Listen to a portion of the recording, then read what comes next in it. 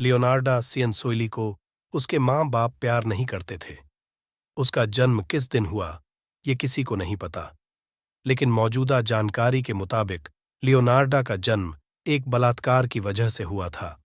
उसकी माँ का रेप हुआ था। उन दिनों महिलाओं के पास वेस्टर्न कंट्रीज में उतने राइट्स नहीं होते थे जितने की आज है। लियोनार्डो की माँ ने उसके ही रेपिस्ट के साथ सामाजिक कलंक से बचने के लिए शादी कर ली थी। शायद इसी वजह से लियोनार्डा की माँ उस पर जुल्म किया करती थी। लियोनार्डा ने कम उम्र में ही 2 बार सुसाइड करने की कोशिश भी की, लेकिन कुदरत को कुछ और ही मंजूर था, इसलिए वो अपने इस इरादे को अंजाम तक न पहुंचा सकी। धीरे धीरे उसकी जिंदगी बद से बदतर होती गई। अपनी इस जिंदगी से ऊबकर उसने शादी करने का फैसला किया और अपनी मां की मर्जी के खिलाफ जाकर उसने 1914 में एक आदमी से शादी कर ली। शादी करने के बाद वो अपने हस्बैंड के साथ इटली चली गई। उसने अपने लिए उसकी मां द्वारा तय किए गए अरेंज मैरिज को टालकर अपनी जिंदगी को खुद के कंट्रोल में रखने का फैसला किया था। 1930 के भूकंप में उनका घर तबाह हो गया और फिर से उन्हें नया घर ढूंढना पड़ा। वो कोरेजियो में रहने लगे, जहां लियोनार्डा ने अपनी खुद की एक छोटी सी दुकान खोली। इटली भी उन दिनों अंधविश्वासों से भरा पड़ा था। लोग नजूमी, एस्ट्रोलॉजर और भविष्य बताने वाले लोगों पे काफी विश्वास किया करते थे। लियोनार्डा भी इन सब में विश्वास करती थी। उसे एक दिन एक भविष्य बताने वाले ने बताया कि उसके बच्चे पैदा तो होंगे, लेकिन सभी के सभी मर जाएंगे, और उसने यह बताया कि उसके भविष्य में जेल और क्रिमिनल एसाइलम के आसार नजर आ रहे हैं। भविष्यवाणी सुनने के बाद भी लियोनार्डा 17 बार प्रेग्नेंट हुई। हालांकि 10 बच्चों की मौत जवानी में ही हो गई और 3 बार गर्भपात हो गया। वो अपने 4 बचे हुए बच्चों के लिए काफी परेशान रहने लगी। उसे उस भविष्य बताने वाले की बात सच होते हुए नजर आ रही थी। 1939 में उसे पता चला कि उसका बड़ा और सबसे चहेता बेटा वर्ल्ड वॉर सेकेंड के लिए इटालियन आर्मी में भर्ती होने जा रहा है। उसके बाकी के बच्चे भी उसके हाथ से न चले जाएं, इसलिए उसने उनकी रक्षा करने का तरीका ढूंढना शुरू कर दिया। काफी छानबीन के बाद उसे नरबली के बारे में पता चला। अब उसे उसके बेटों की सलामती के लिए नरबली देनी थी। अपने बेटों की जिंदगी को बचाने के लिए उसने 3 महिलाओं को मौत के घाट उतार दिया। उसका पहला शिकार फरस्तीना सेट्टी बनी। वो एक अनमैरिड महिला थी जो कि पति की खोज में वहां आई थी। लियोनार्डा ने उसे पोला के एक आदमी के बारे में बताया, लेकिन ये बात किसी को न बताने के लिए भी कहा। उसने सेट्टी को उसके रिश्तेदारों, दोस्तों और घरवालों को खत लिखने के लिए राजी किया।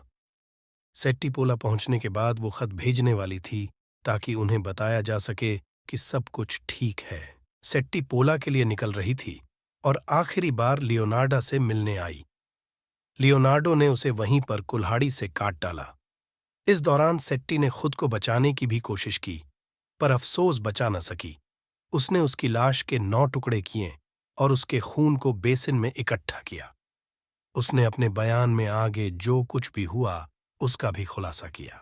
मैंने लाश के उन टुकड़ों को एक बर्तन में रख दिया और 7 किलो कास्टिक सोडा मिलाया, जिसे मैंने साबुन बनाने के लिए खरीदा था, और मिक्सचर को तब तक हिलाया जब तक लाश के टुकड़े एक गहरे रंग के गूदे में घुल न जाए।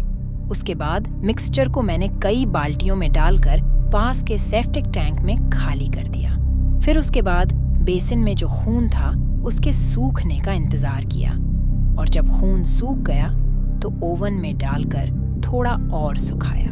सूखे हुए खून के थक्के को पीसकर आटा, चीनी, चॉकलेट, दूध और अंडे, साथ ही साथ थोड़ा सा मार्गरीन मिलाया और उससे केक बनाया।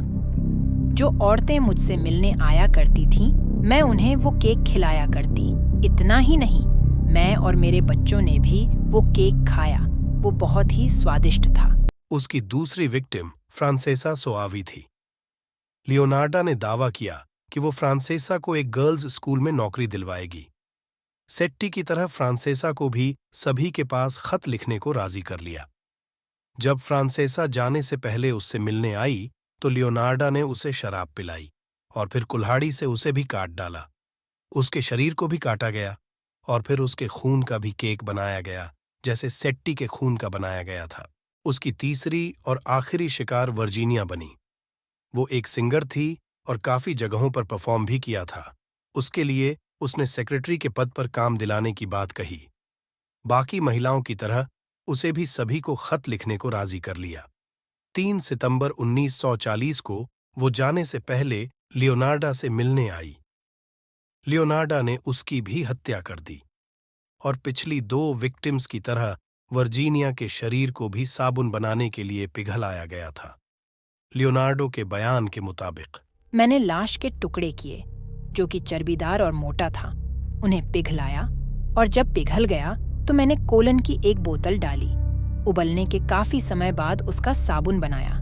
अपने पड़ोसियों और जानने वालों को भी वो साबुन इस्तेमाल करने के लिए दिए।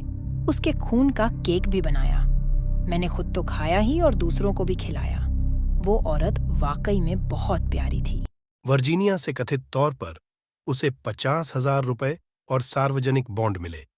उसने उन सभी औरतों के कपड़े और जूते भी बेच दिए।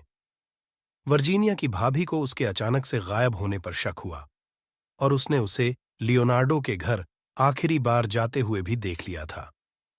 उसने पुलिस अधिकारियों को इस बात की सूचना दी। उन्होंने जांच शुरू की और जल्द ही लियोनार्डा को गिरफ्तार कर लिया गया। लियोनार्डा ने हत्याओं को तब तक स्वीकार नहीं किया जब तक उसे ये नहीं पता चला कि इन हत्याओं में उसके बेटे को भी शामिल किया जा रहा है। उसने अपने बेटे को किसी भी दोष से बचाने के लिए जो किया था, सब कुछ कबूल कर लिया। उसके ऊपर हत्या का मुकदमा चलाया गया। अदालत ने उसे दोषी पाया और उसे 30 साल जेल और 3 साल क्रिमिनल एसाइलम में रखने की सजा सुनाई गई।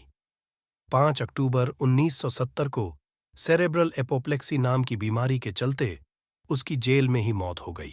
आज की ये कहानी यहीं पे खत्म होती है। ऐसी और भी कहानियां सुनने के लिए मेरे चैनल को सब्सक्राइब करें। धन्यवाद।